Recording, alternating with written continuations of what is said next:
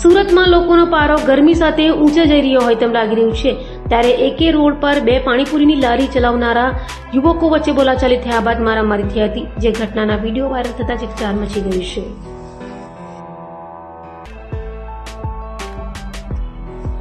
સુરતમાં અશ્વિની કુમાર રોડ પર લાકડાઓના ફટકા વડે મારામારીની ઘટના બની હતી. વાત એમ છે કે અશ્વિની કુમાર રોડ વિસ્તારમાં બે પાણીપુરીની લારી ચલાવતા યુવકો વચ્ચે બોલાચાલી બાદ મામલો ઉગ્ર બન્યો હતો.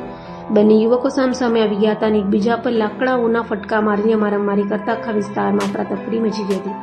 ઘટના દરમિયાન આસપાસના લોકો ભેગા થઈ ગયા હતા અને વચ્ચે પડીને મામલો શાંત પડવાનો પ્રયાસ કર્યો હતો. ઘટનાનો વિડીયો હાલ સોશિયલ મીડિયા પર વાયરલ થઈ રહ્યો છે, જેને લઈને પોલીસે તપાસ હાથ ધરી છે.